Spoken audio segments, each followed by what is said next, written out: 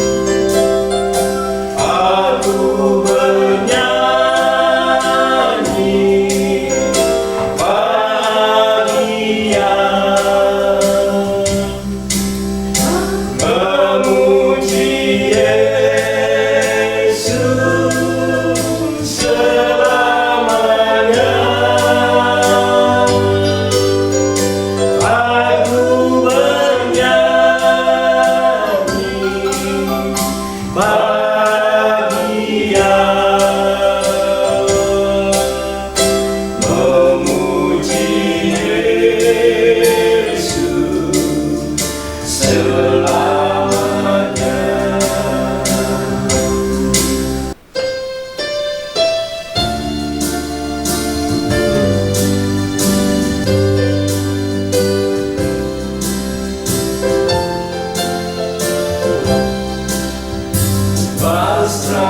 sempurna, nikmat penuh, surga surgawi melimpah hidup, lalu malaikat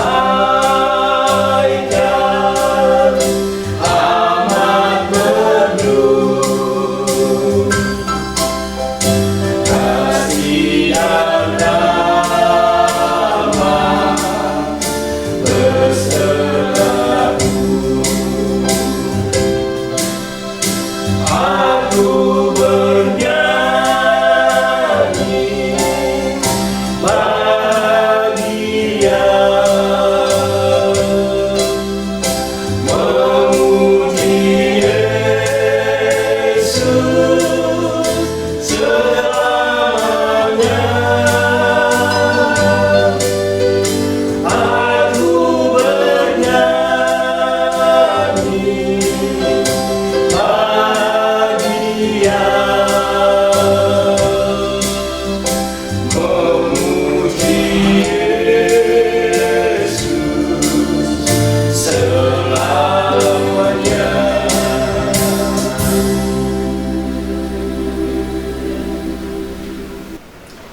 Haleluya. Memuji-muji Tuhan itu adalah baik. Karena itu mari kita lanjutkan pujian kita yang berkata, hari ini kurasa bahagia, dilanjutkan dengan ku kasihi kau dengan kasih Tuhan.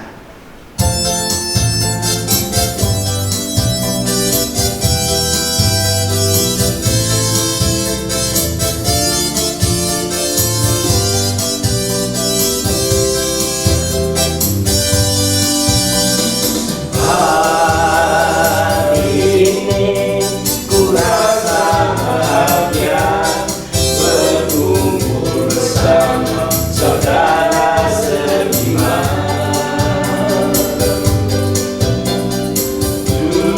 Tuhan Yesus telah satukan kita tanpa memandang di antara kita.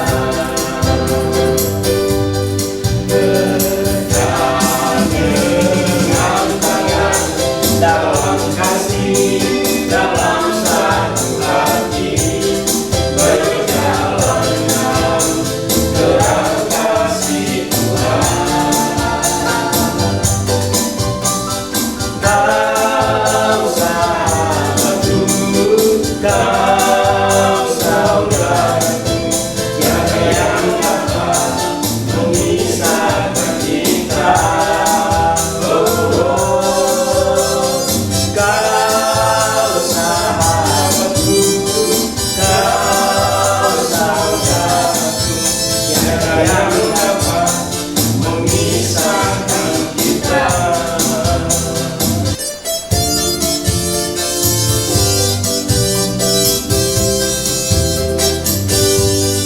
Ku kasih kau dengan kasih Tuhan.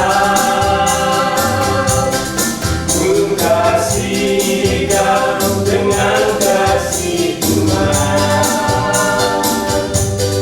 Ku lihat di wajahmu kemuliaan wajah. Ku kasih kau dengan kasih Tuhan. Ku kasih kau dengan kasih Tuhan. Ku kasih kau dengan kasih Tuhan. Ku lihat di wajahmu kemuliaan wajah. Ku kasih kau dengan kasih Tuhan. Ku kasih kau dengan kasih Tuhan.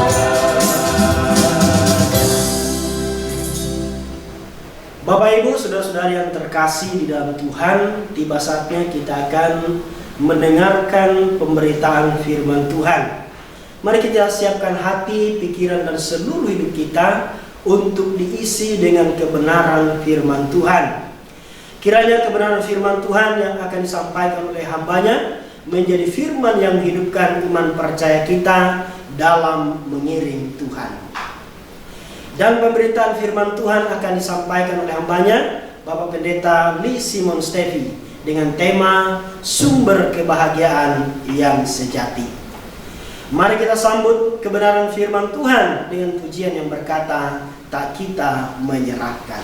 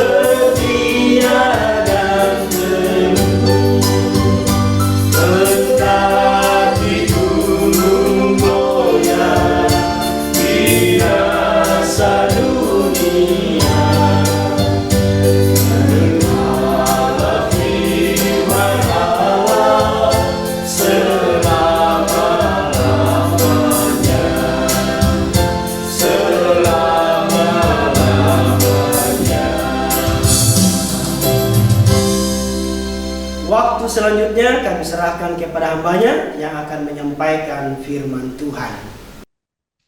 Selamat pagi para pencinta siaran online Yamari dimanapun kau berada. Kita kembali berjumpa untuk merenungkan bagian sabda Tuhan. Sebelumnya mari kita berdoa mohon bimbingan Roh Kudus yang akan menolong kita memahami pokok pikiran kita pada ibadah online kali ini. Mari kita berdoa. Bapa di surga, terima kasih untuk penyertaan dan pertolongan-Mu. Di dalam cuaca yang tidak kondusif, bahkan tidak mudah untuk kami juga menyelenggarakan ibadah online Yamari ini, Engkau juga yang sudah menolong. Kiranya Engkau menyertai percakapan kami, dan Roh Kudus mencerahkan apa yang boleh kami pikirkan bersama pada pagi hari ini. Kiranya Engkau berkenan menyertai, dan Engkau jugalah yang ditinggikan. Di dalam Putra-Mu Yesus Kristus, Tuhan dan Juru Selamat kami mohon. Amin.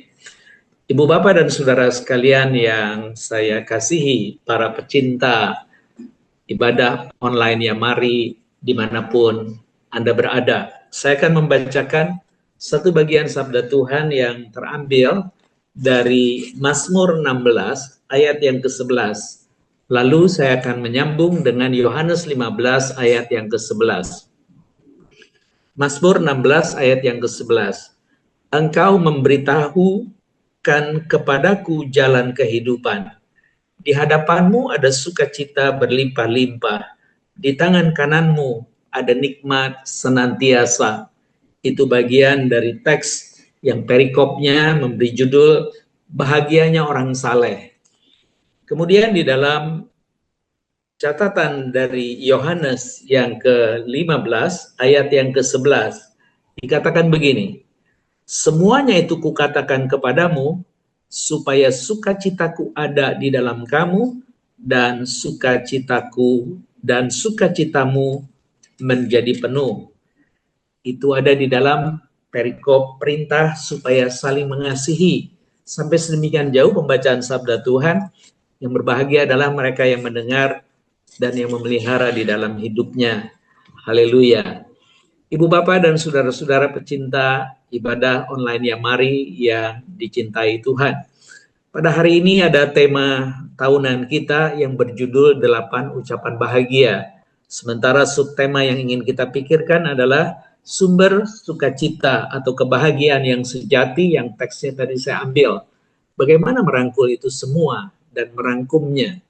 Saya berpikir bahwa ucapan bahagia Yesus itu sebenarnya adalah bukan sekedar awalan dia memberikan sebuah diskursus ya atau sebuah khotbah yang bersifat pengajaran, tetapi di sana dia sedang menggarisbawahi siapa sesungguhnya pewaris kerajaan surga, yang untuk itu Yohanes Pembaptis mengatakan bertobatlah, sehingga semua orang memberikan sebuah tanda pertobatan dengan baptisan air. Dan nanti ketika orang-orang yang boleh menjadi pewaris kerajaan itu dibaptis oleh Roh Kudus, maka dia orang yang akan kelak menerima Yesus, yang hari ini dia mengajarkan 8 ucapan bahagia. Paling tidak kalau saya boleh simpulkan atau ringkaskan dari bacaan Matius 8, Matius 5 maksud saya ayat 1 sampai yang ke-12. Di situ yang awal dikatakan, berbahagialah engkau orang yang miskin. Pakai kata makarios dari orang yang miskin. Dan bagian yang akhir juga berbahagialah engkau yang menderita, kata dia ya. Nah bagian itu juga mengingatkan Anda dan saya, bagaimana sebenarnya kita menjadi orang yang selain miskin dan juga dianiaya, ada kalimat berikutnya, yaitu dia katakan yang miskin di hadapan Allah, ya, oleh karena kebenaran.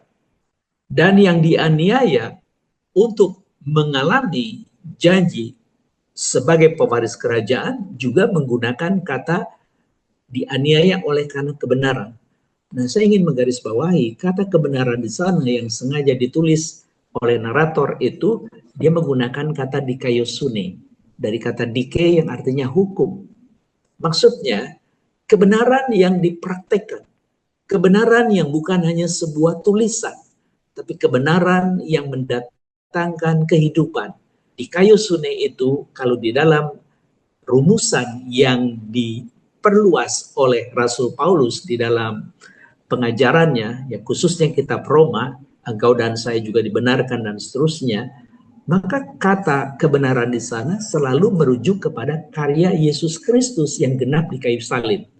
Jadi dampak daripada Yesus Kristus yang mati di kayu salib sebagai kegenapan pengajarannya tentang kebenaran yang memerdekakan, ya ada 2 kata di sana.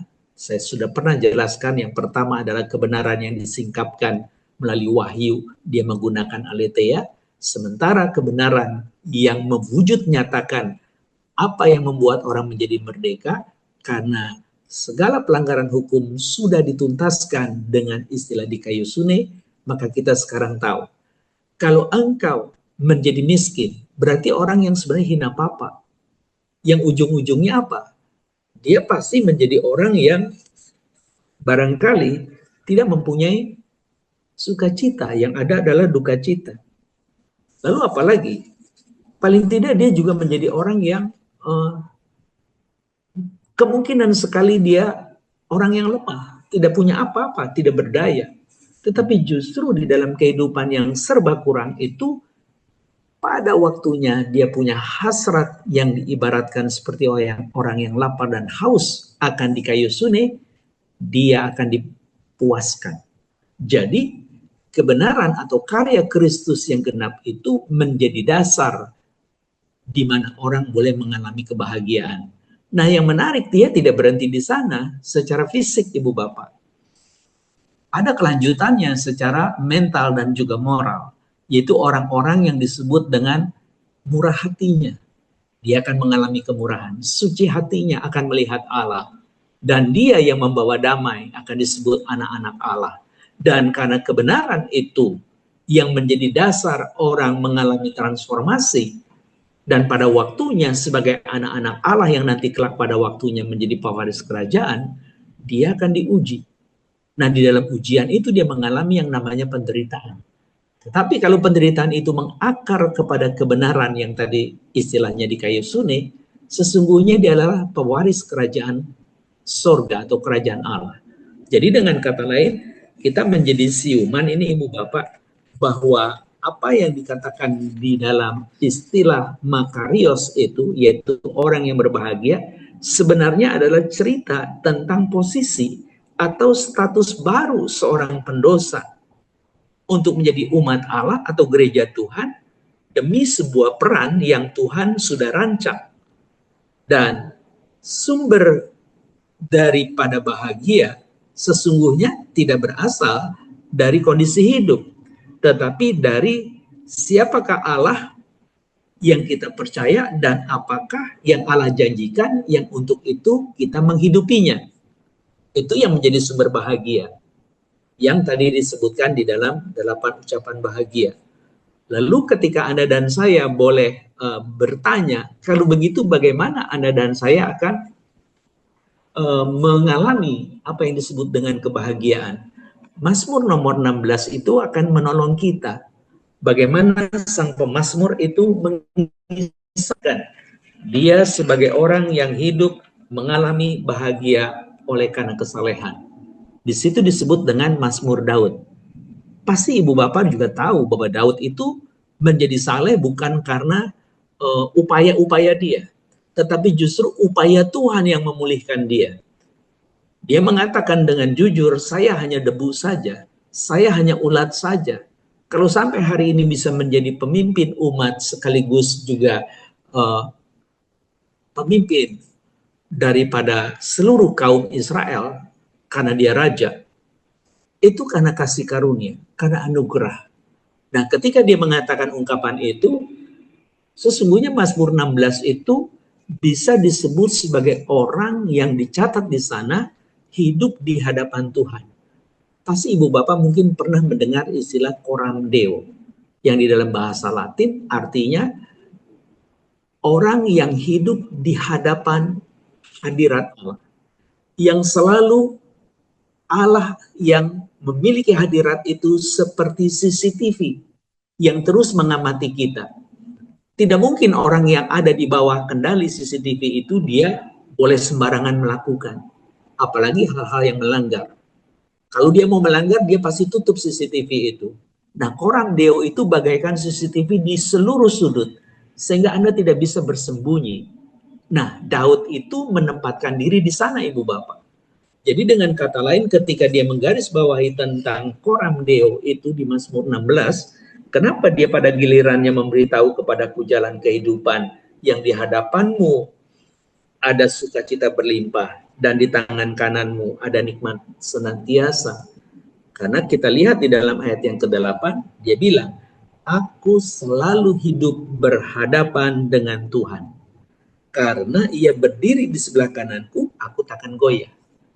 Jadi dia tidak lagi neko-neko dalam hidup. Seperti di awal-awal sebelum dia ditegur oleh Nabi Nathan karena perzinahannya. Dia mengatakan bahwa aku sudah berdosa kepada Tuhan. Aku bertobat. Maka dia menyebutkan di dalam satu Mazmur yang mungkin Ibu Bapak juga bisa mengingat, khususnya di Mazmur 32. Dia berkata, berbahagialah orang yang diampuni pelanggarannya, yang dosanya ditutupi. Berbahagialah manusia yang kesalahannya tidak diperhitungkan Tuhan dan yang tidak berjiwa penipu. Jadi Mazmur 32 itu adalah ungkapan pertobatan sesudah Daud itu ditegur oleh Nabi Nathan karena perzinahan. Lalu dia mengatakan, berbahagia itu bukan karena sebuah kondisi yang kita upayakan, tapi sebuah karya Allah yang genap, sehingga status kita diubahkan dari pendosa menjadi umat yang akan melakukan sebuah pekerjaan yang dirancang bangun Tuhan di dalam kekekalan. Maka mau tidak mau kita mulai mengerti mengapa ada kebahagiaan. Karena pelanggaran kita diampuni. Mengapa orang juga bisa berbahagia? Karena kesalahannya tidak lagi diperhitungkan. Istilahnya dakwaan yang diwakili si iblis itu tidak akan lagi berdampak kepada Anda dan saya. Kalau sampai Anda mendengar bahwa si jahat itu mendakwa Anda, engkau dulu penjahat besar, engkau penipu, engkau pencuri, engkau pembunuh, mungkin engkau hanya bisa mengatakan di dalam hidup yang jujur, benar, dulu aku seperti itu.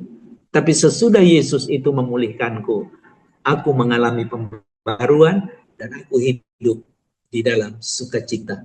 Nah, ketika engkau dan saya mulai siuman bahwa coram Deo itu adalah hidup di hadapan Allah, mau tidak mau, Anda dan saya bisa berinteraksi karena sifatnya sesuatu yang relasional. Artinya selalu terhubung secara personal. Jadi ketika engkau dan saya bisa berinteraksi, maka mau tidak mau coram Deo itu mengingatkan kita, dia selalu ada kaitan dengan sebuah relasi.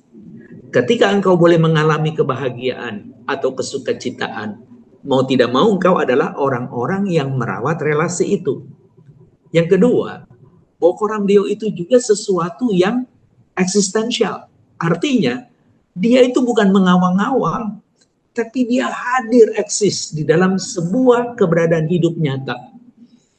Jadi, orang akan melihat dari segala sudut, ini saya, yang dulu pendosa, yang dulu pezina, yang dulu perampok, pembunuh, tapi sekarang mau dipakai Tuhan.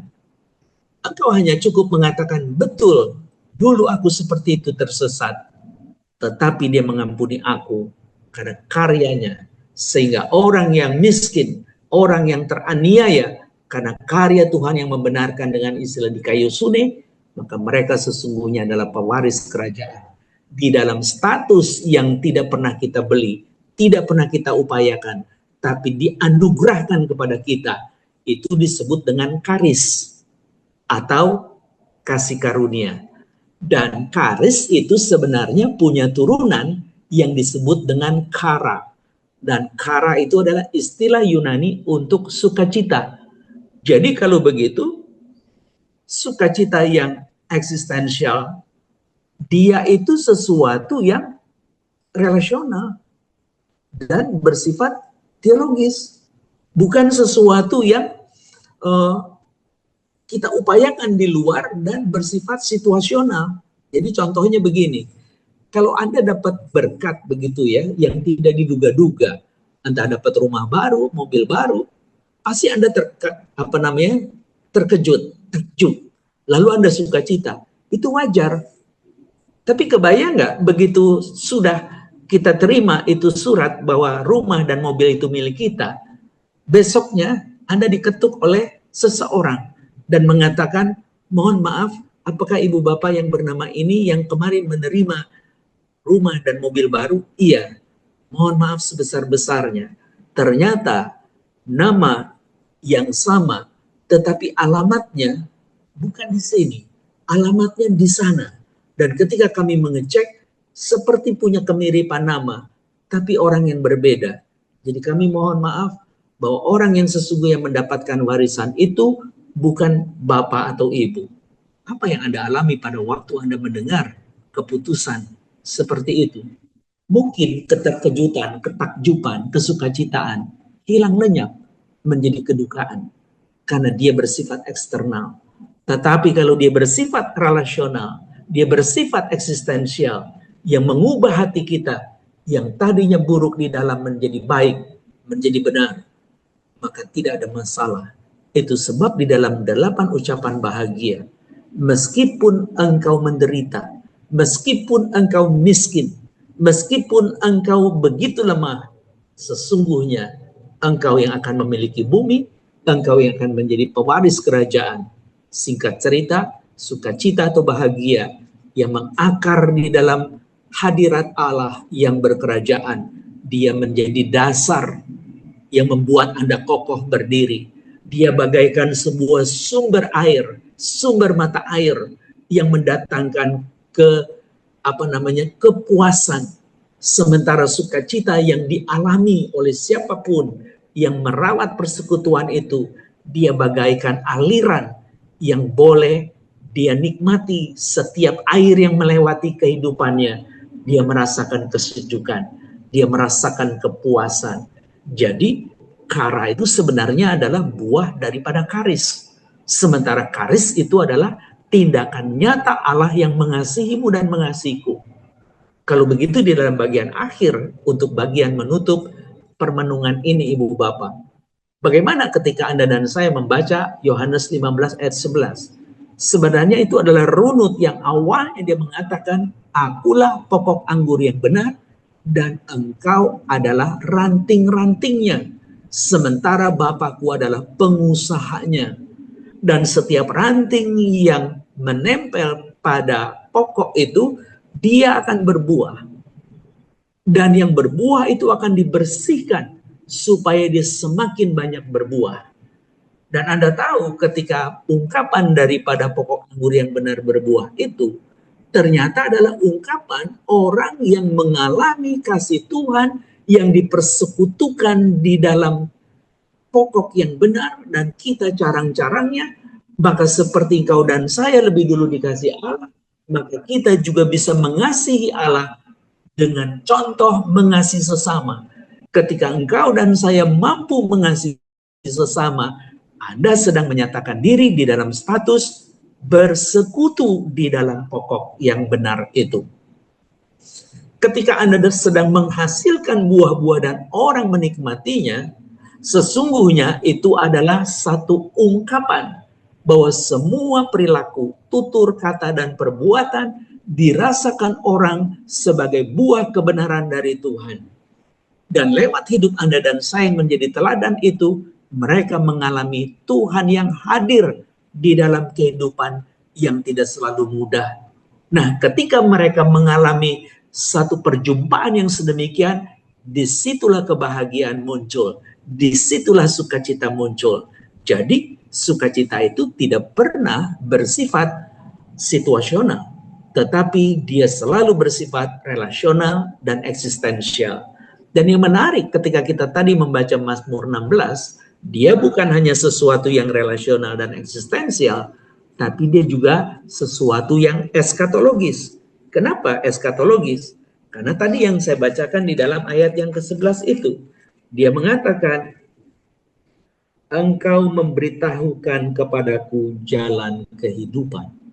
Di hadapanmu ada sukacita berlimpah-limpah, di kananmu ada nikmat senantiasa. Jadi ketika engkau mengalami hidup di dalam koram Deo, artinya hidup selalu di hadirat Allah dan tidak mencari kepentingan lain kecuali Allah yang patut dimuliakan, karena dia sudah mengubah kita yang hina menjadi kembali mulia karena pelanggaran dosa kita di hadapannya. Dan kalau memang koram Deo di dalam Mazmur 16 itu bukan hanya bersifat relasional dan eksistensial, tetapi bersifat eskatologis, artinya akan ada sesuatu di depan yang harus kita pertanggungjawabkan, dan pada gilirannya kita boleh menjadi yang teruji, menikmati buah-buah kebenaran itu, mau tidak mau. Orang yang hidup di dalam koram Deo, dia suka atau tidak, dia akan hidup sama seperti Yesus, dan dia akan saling mengasihi. Dan ketika dia saling mengasihi, maka dia dikatakan akan mengalami sukacita yang penuh. Dan kalau ibu bapak perhatikan di dalam bagian perikop terakhir, dia bilang begini, bukan kamu yang memilih aku, di ayat yang ke-16 dari Yohanes 15. Tetapi akulah yang memilih kamu. Aku telah menetapkan kamu, supaya kamu pergi dan menghasilkan buah, dan buahmu itu tetap. Supaya apa yang kamu minta kepada Bapa dalam namaku, diberikannya kepadamu. Lalu dia tutup. Inilah perintahku kepadamu, hendaklah kamu saling mengasihi. Jadi kalau begitu, apa yang dikatakan kepada kita supaya sukacitaku ada di dalam kamu dan sukacitamu penuh, sukacitamu menjadi penuh, itu adalah sebuah ujaran yang digenapkan. Yang dilanjutkan, inilah perintahku supaya kamu saling mengasihi, seperti aku telah mengasihi kamu. Dan dia katakan tidak ada kasih yang lebih besar daripada ini, yakni seorang yang memberikan nyawanya demi sahabat-sahabatnya. Dan karya kematian demi sahabat-sahabatnya itu adalah kebenaran di dalam istilah dikaiosune, yang menjadi akar engkau dan saya mengalami kebahagiaan. Kalau demikian, kita bisa menyimpulkannya begini, Ibu Bapak. Jadi kalau memang engkau dan saya harus memikirkan terus 8 ucapan bahagia, Jangan pernah lupa, dasar daripada kebahagiaan adalah kebenaran yang menjadi pilar kerajaan Allah itu sendiri. Dan bagaimana engkau dan saya boleh memilikinya? Engkau harus belajar untuk tidak memiliki apapun yang melekat di dunia, kecuali engkau melekat di dalam persekutuan dengan Allah.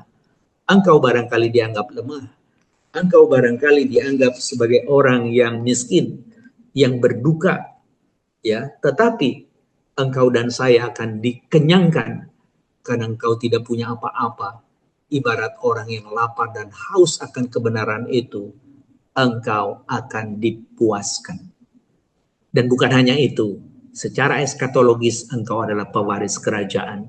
Dan kalau engkau secara fisik nyata dipenuhi, digenapkan, maka mental spiritualmu pun akan diubah di dalam tutur, sikap, dan perilaku. Seperti apa? Hatimu menjadi penuh kemurahan untuk berbagi kepada orang lain.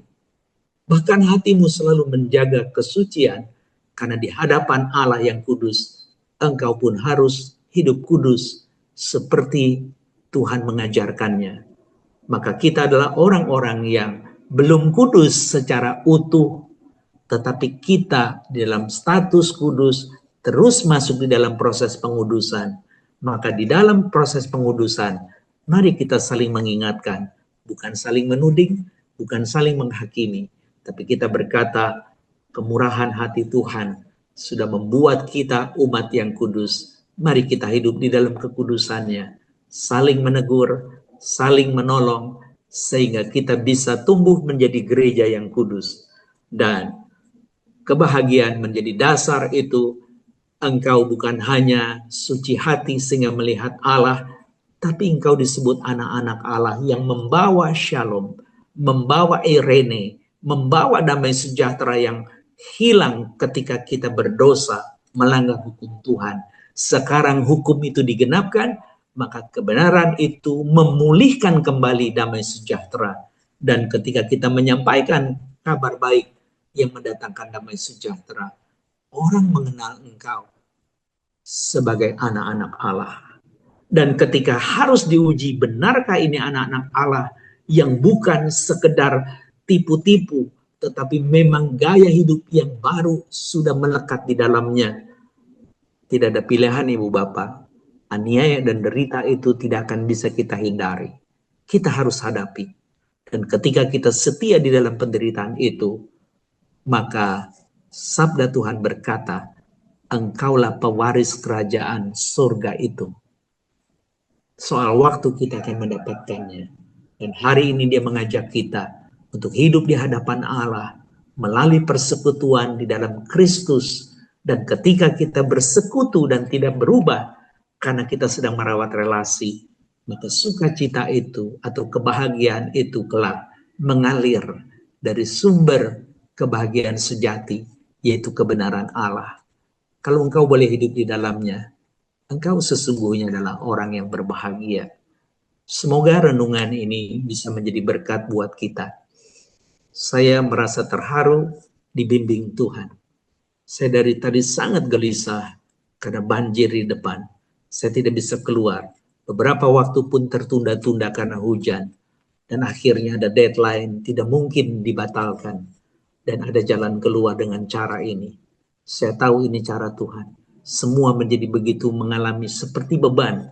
Tapi ketika kita bisa menjalankannya, kita menjadi tahu. Maka hidup di hadapan Allah sesungguhnya bukan beban, tapi sebuah rencana yang kalau kita genapkan, dia menghasilkan sukacita.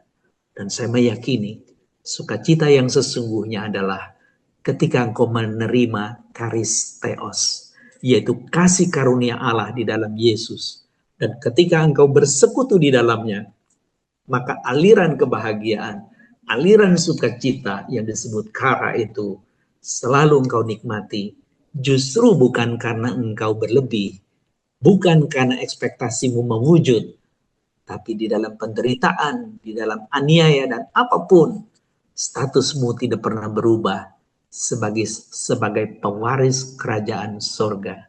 Karena maksud itulah kita boleh tetap setia, tabah, dan menanti datangnya Kristus yang kedua kali. Kiranya Tuhan menolong kita. Mari kita berdoa. Bapa di surga, kiranya Engkau memberkati anak-anak-Mu yang hidup di dalam ketegangan, yang hidup di dalam kesulitan, yang hidup di dalam ketidakberdayaan, bahkan yang hidup di dalam keputusasaan. Biarlah mereka boleh mengerti bahwa hidup di hadapan Tuhan adalah hidup oleh karena percaya bagaimana Engkau adalah Allah yang setia di dalam janji. Bahkan Engkau mewujudkan janjimu di dalam kesetiaan dengan mengutus Kristus Yesus, Juru Selamat.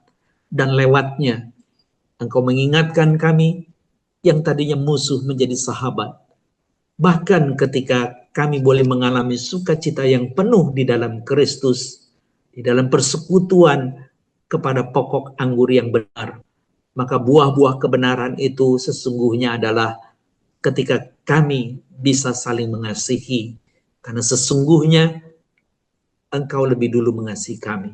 Sehingga ketika kami mewujud nyatakannya, kami tahu itu adalah kasih karunia.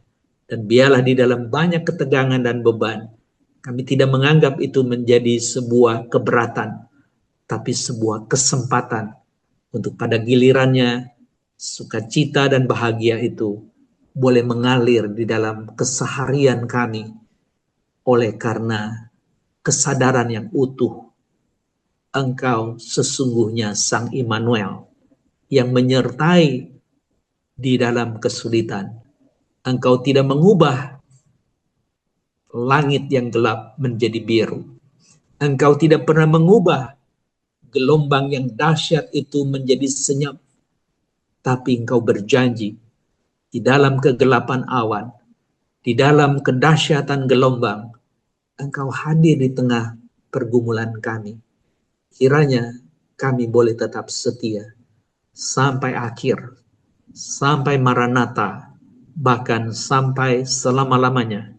Engkau berkati Tuhan setiap orang yang boleh mendapatkan pertolongan yang dari Engkau. Termasuk kami dengar kesehatan daripada Bapak Pendeta Andreas Abdianto. Engkau kiranya menjamah dengan belas kasih dan memberikannya kesembuhan. Engkau juga boleh memberikan hikmat kepada pimpinan kami yang baru, sehingga semuanya juga boleh berjalan sebagaimana yang sudah dirancangkan untuk Yamari boleh terus eksis menjadi alat berkat Tuhan di negeri kami tercinta Nusantara. Kiranya Engkau berkenan menolong. Terima kasih Tuhan, kemuliaan hanya bagi Engkau saja, dan jadilah kehendak-Mu di dalam banyak doa kami ini, karena kami hanya mohon di dalam satu nama Tuhan kami Yesus Kristus. Amin.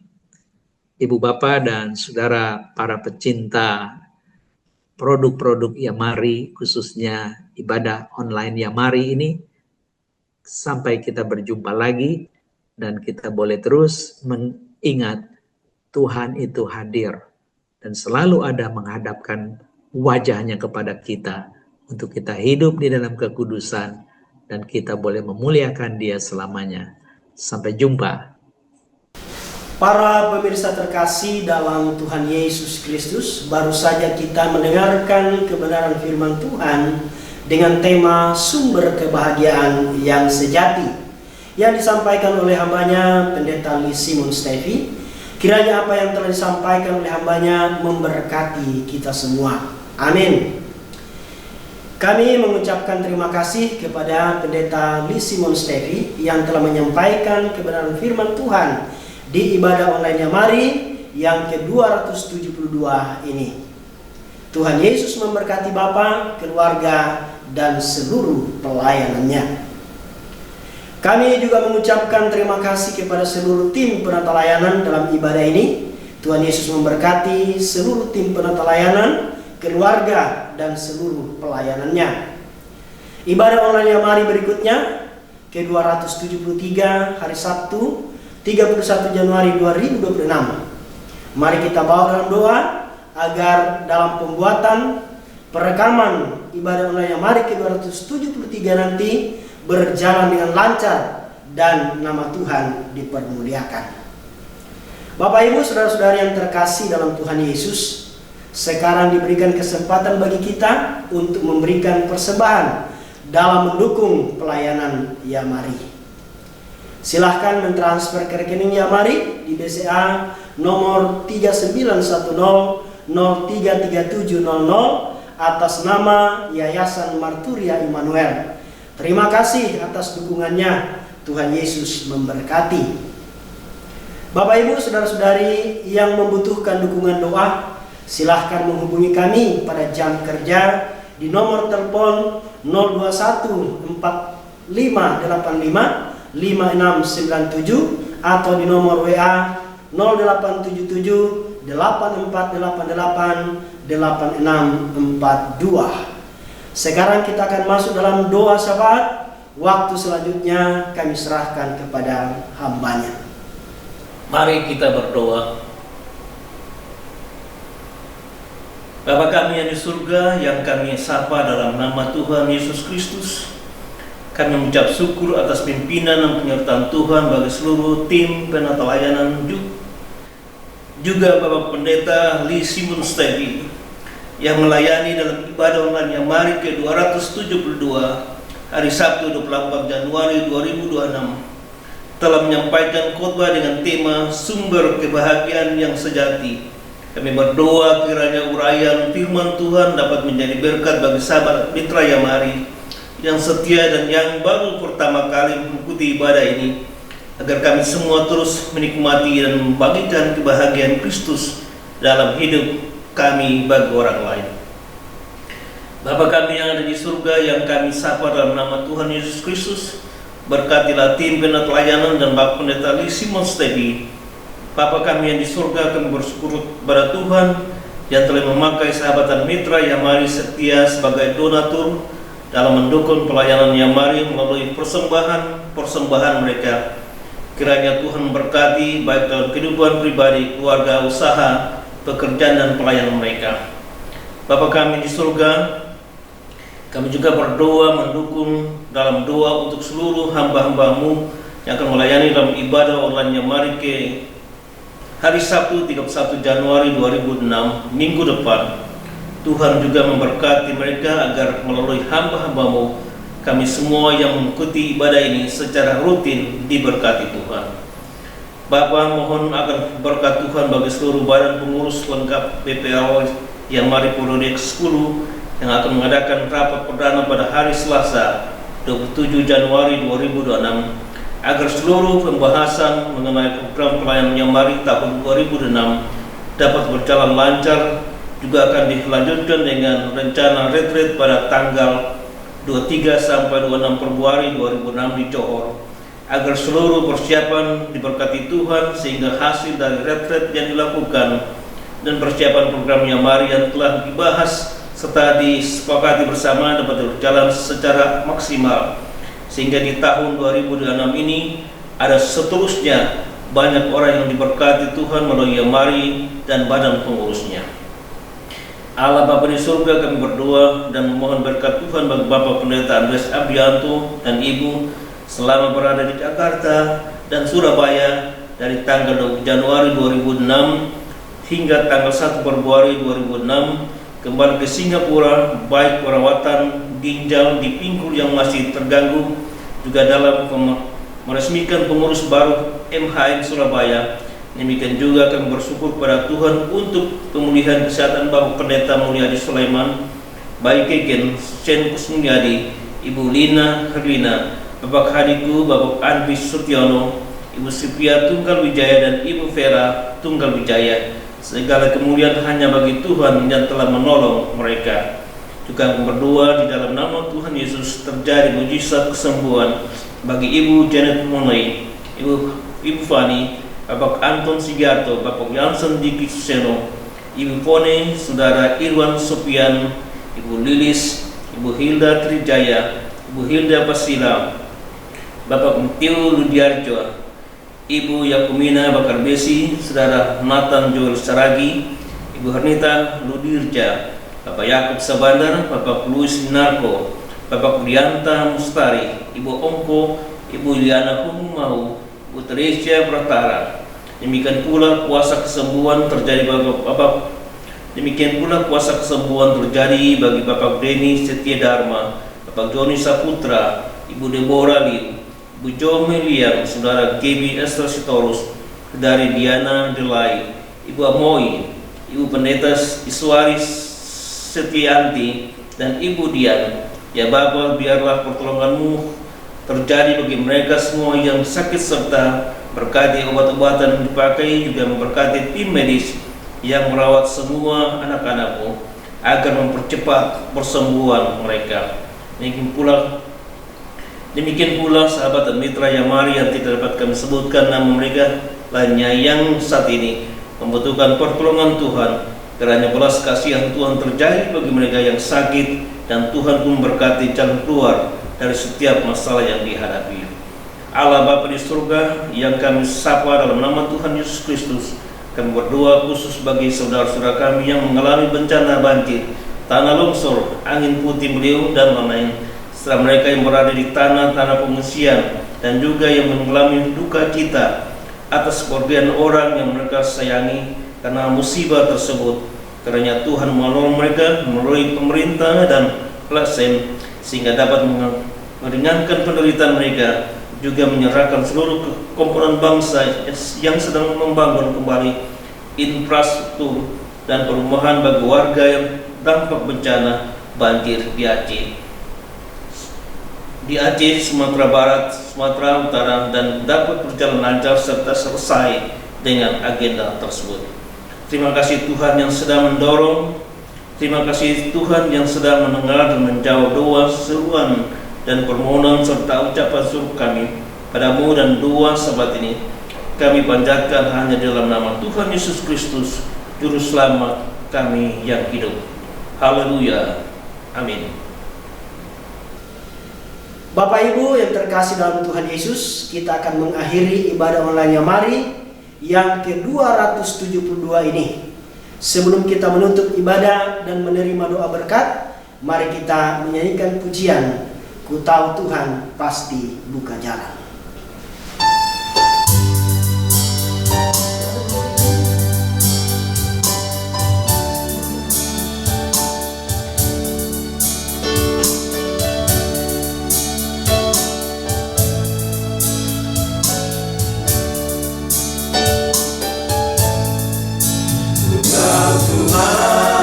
Pasti bukan jalan.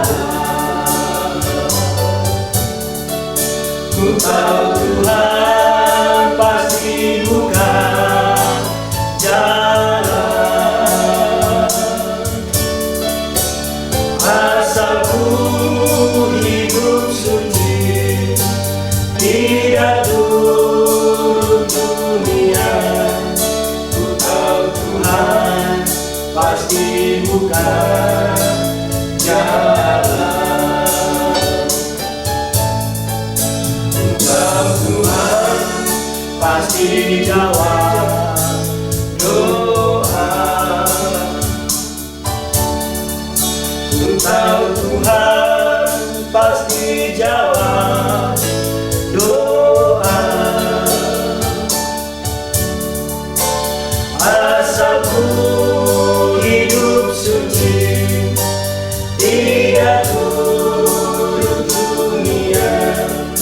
Ku tahu Tuhan pasti jawab doa.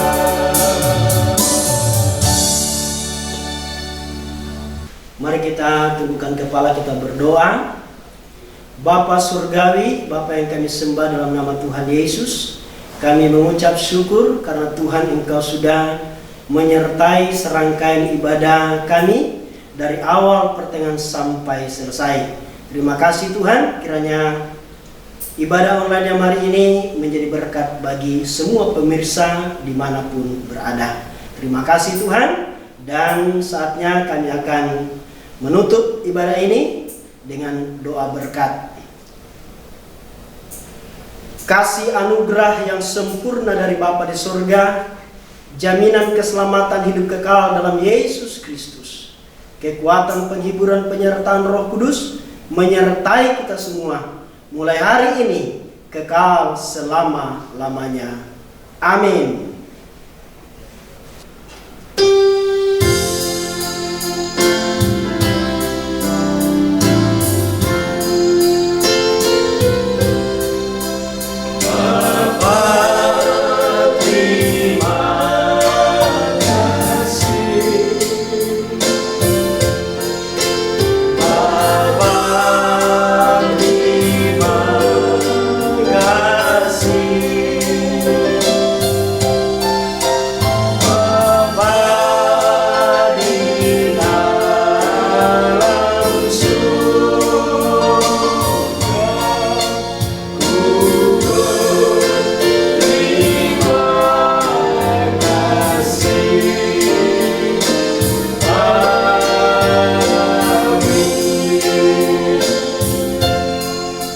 Shalom, sampai bertemu kembali di episode 273. Tuhan Yesus memberkati kita semua.